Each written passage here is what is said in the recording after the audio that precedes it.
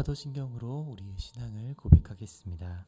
전능하사 천지를 만드신 하나님 아버지를 내가 믿사오며 그 외아들 우리 주 예수 그리스도를 내가 믿사오니 이는 성령으로 잉태하사 동정녀 마리아에게서 나시고 본디오 빌라도에게 고난을 받으사 십자가에 못 박혀 죽으시고 장사한 지 사흘 만에 죽은 자 가운데서 다시 살아나시며 하늘에 오르사 전능하신 하나님 우편에 앉아 계시다가 저리로서 산자와 죽은 자를 심판하러 오시리라. 성령을 믿사오며 거룩한 공회와 성도가 서로 교통하는 것과 죄를 사하여 주시는 것과 몸이 다시 사는 것과 영원히 사는 것을 믿사옵나이다. 아멘. 찬송가 109장을 함께 부르도록 하겠습니다. 찬송가 109장입니다.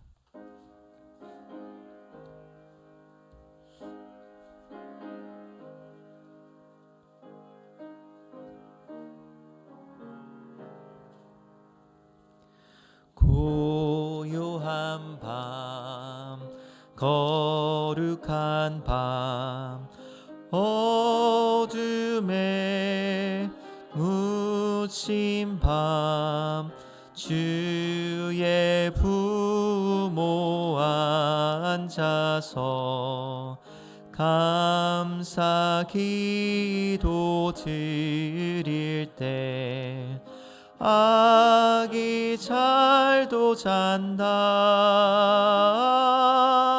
아기 잘도 잔다.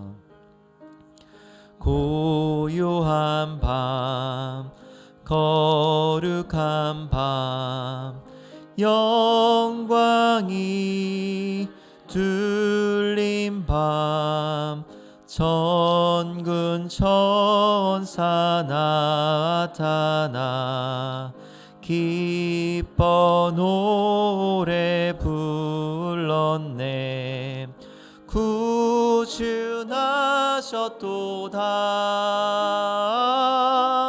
구주나셨도다.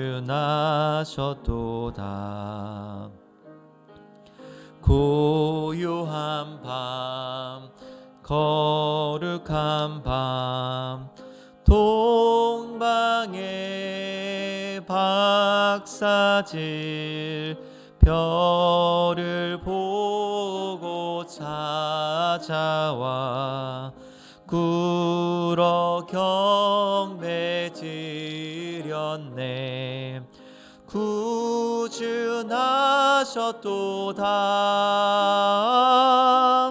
구주나셨도다. 고요한 밤 거룩한 밤 주 예수 나신 밤 그의 얼굴 광채가 세상 빛이 되었네. 구주나셨도다. 구주나셨도다. 아멘.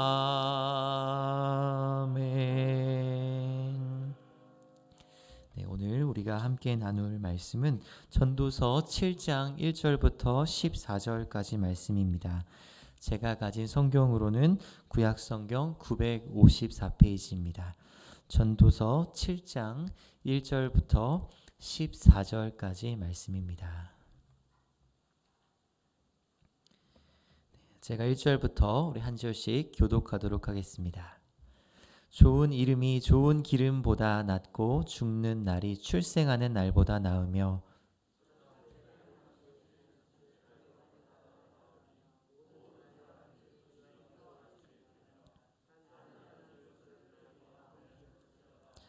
슬픔이 웃음보다 나음은 얼굴에 근심하는 것이 마음에 유익하기 때문이니라.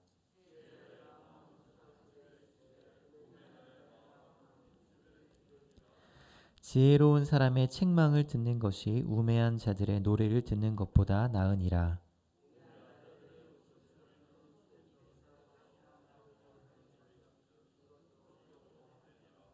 탐욕이 지혜자를 우매하게 하고 뇌물이 사람의 명철을 망하게 하느니라.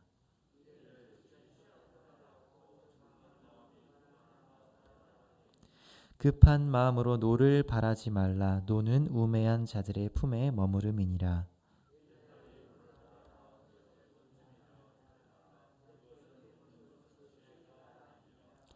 지혜는 유산같이 아름답고 햇빛을 보는 자에게 유익이 되도다.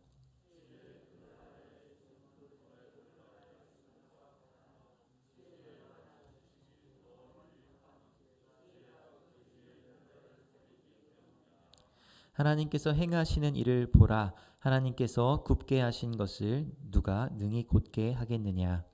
형통한 날에는 기뻐하고 곤고한 날에는 되돌아보아라. 이 두 가지를 하나님이 병행하게 하사 사람이 그의 장래일을 능히 행하려 알지 못하게 하셨느니라. 아멘. 이른 새벽에 주님 전에 올라오시면서 9분의 성도님이 1,000번째 예물을 드리셨고 또 2분의 성도님이 감사의 예물을 드리셨습니다. 감사의 기도 제목을 나누겠습니다. 네, 실손보험 혜택 주셔서 감사드립니다. 여기저기에서 김치를 주셔서 감사드립니다. 아멘. 네, 새벽 예배에 나오신 성도님들을 환영하고 축복합니다. 오늘 말씀은 어떻게 사는 것이 지혜롭게 사는 것인지, 또 어떻게 사는 것이 우매하게 사는 것인지를 말씀해 주고 있습니다. 오늘 말씀을 통해 어떻게 하면 우매한 삶이 아닌 지혜로운 삶을 살 수 있을지 말씀을 나누고자 합니다. 네, 첫 번째로 모든 산 자는 죽음을 기억해야 합니다. 다 같이 2절 말씀 읽겠습니다. 초상집에 가는 것이 잔치집에 가는 것보다 나으니 모든 사람의 끝이 이와 같이 됨이라. 산 자는 이것을 그의 마음에 둘지어다. 아멘. 말씀에 보면 전도자는 일반적으로 생각하는 좋은 것과 나쁜 것에 대한 생각을 뒤집어서 이야기하고 있습니다. 사람들은 일반적으로 기쁨과 즐거움이 있는 잔치집을 좋아합니다. 슬픔과 애통이 있는 초상집을 좋아하지 않습니다. 그럼에도 불구하고 전도자는 이 초상집이 잔치집보다 더 낫다라고 이야기합니다. 이렇게 이야기하고 주장하는 데는 이유가 있습니다. 이 초상집은 살아있는 사람에게 한 가지 가장 중요한 사실을 상기시키는 곳이기 때문입니다. 그것은 바로 모든 살아있는 사람에게는 그 삶의 끝이 찾아온다는 것과 그 끝에는 바로 죽음이 기다리고 있다는 것입니다. 죽음은 모든 살아있는 사람이 피해갈 수 없는 종착역이기 때문입니다.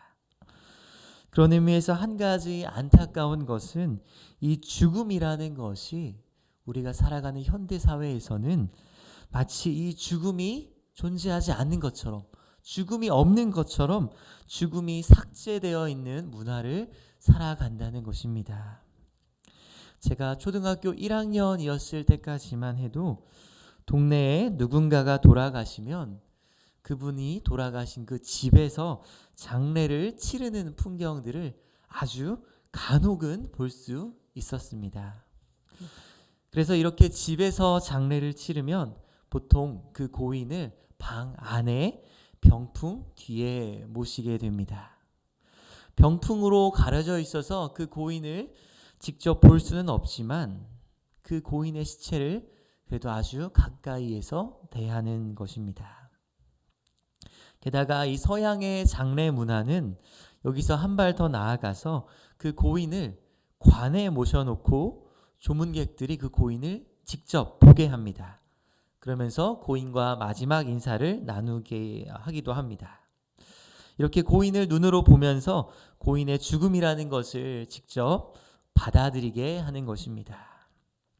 그런데 이 현대 한국 장례 문화는 고인을 병원의 시체 보관실에 보관했다가 입관하기 전에 아주 잠깐 가족들에게만 보여주는 것이 전부입니다.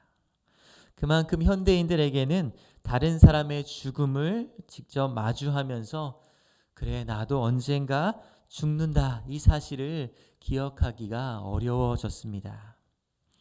하지만 전도자는 살아있는 사람이라면 언젠가는 나도 죽는다는 사실을 기억하는 것이 지혜다라고 말씀하고 있습니다. 두 번째로, 이 죽음을 기억하는 사람은 지혜를 사모합니다. 우리 12절 말씀 같이 읽겠습니다.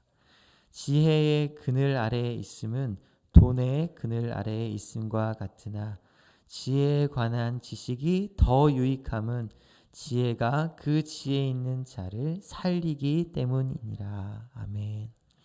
말씀해 보면 전도자는 이 지혜의 유익을 돈의 유익에 견주어 설명합니다.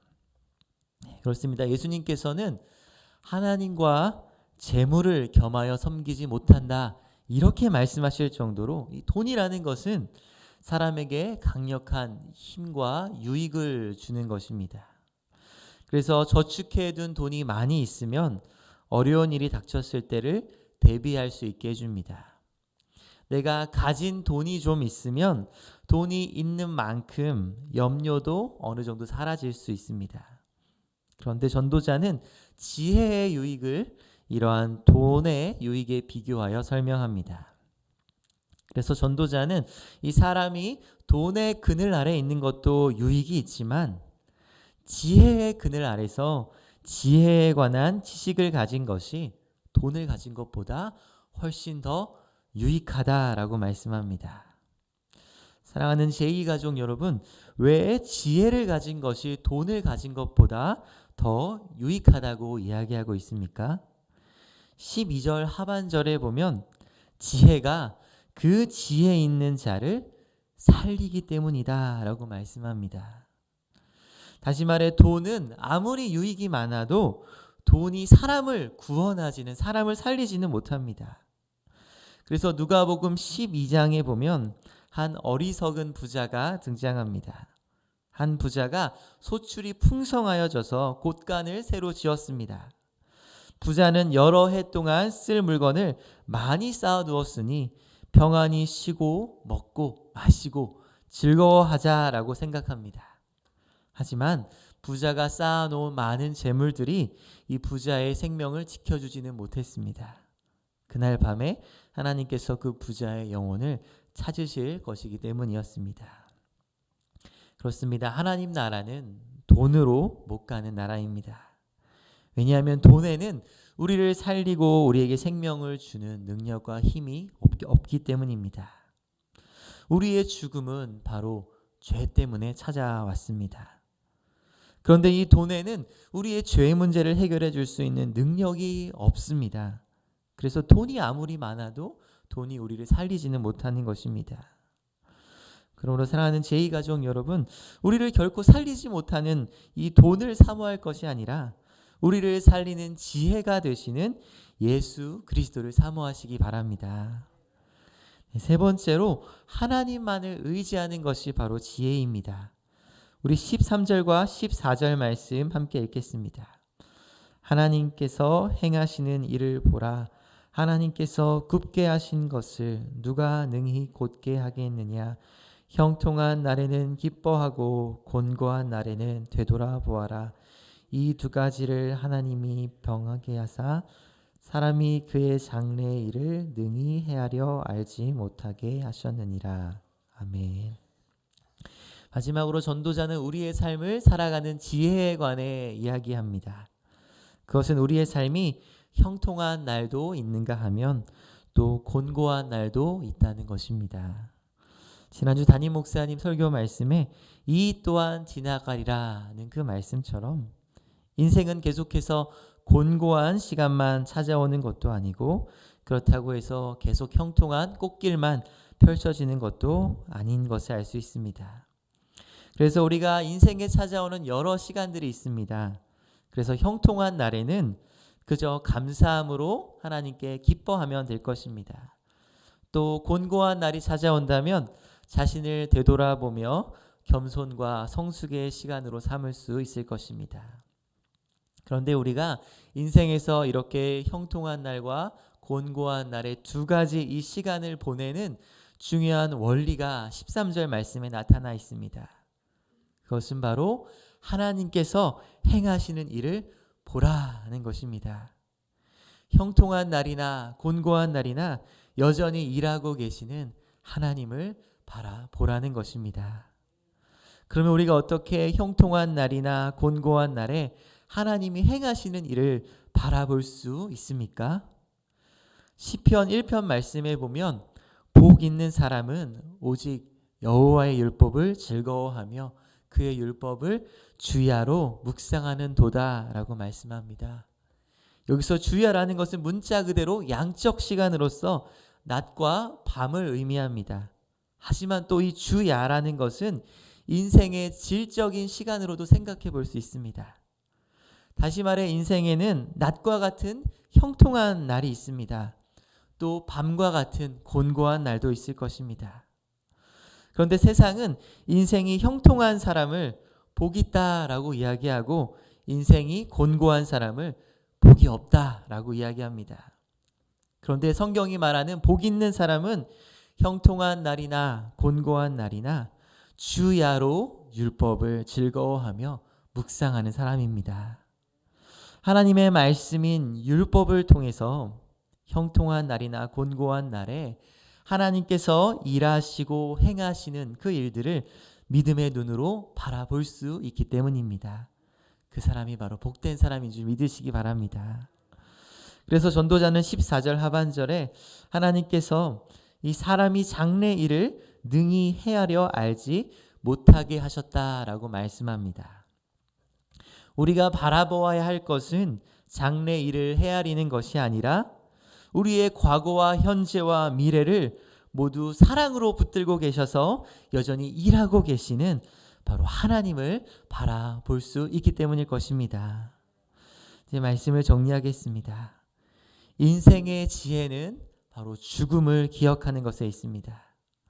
모든 살아있는 인간의 마지막 종착역은 죽음으로 정해져 있기 때문입니다.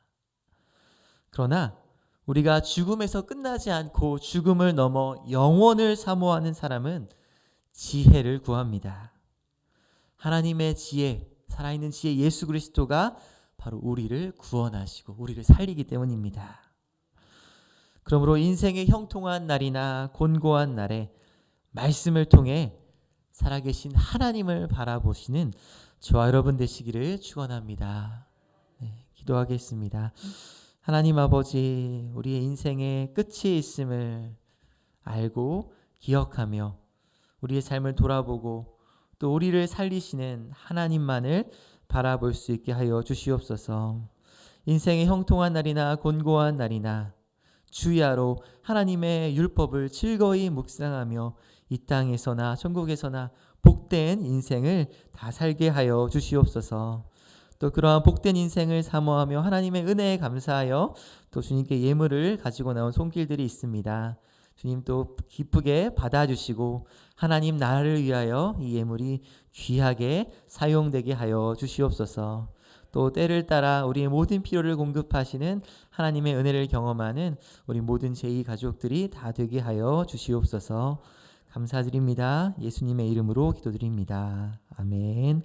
하늘에 계신 우리 아버지여, 이름이 거룩히 여김을 받으시오며 나라의 임하옵시며 뜻이 하늘에서 이룬 것 같이 땅에서도 이루어지이다. 오늘날 우리에게 일용할 양식을 주옵시고 우리가 우리에게 죄 지은 자를 사하여 준 것 같이 우리 죄를 사하여 주옵시고 우리를 시험에 들게 하지 마옵시고 다만 악에서 구하옵소서. 대개의 나라와 권세와 영광이 아버지께 영원히 있사옵나이다. 아멘. 이 시간 함께 기도하기를 원합니다. 먼저 공동체 기도 제목인 구주 예수님의 성탄을 찬송과 말씀으로 맞이하고 준비하는 12월이 되게 하소서. 모든 공모임의 총회와 선출된 일꾼들을 성령님의 도구로 사용하소서. 추운 겨울 영육간에 연약한 분들에게 하나님의 은혜가 더욱 머물게 하옵소서. 이 기도 제목과 함께 또 말씀을 통해 깨달은 것들 가지고 또 개인의 기도 제목을 가지고 함께 기도하겠습니다. 기도하시겠습니다.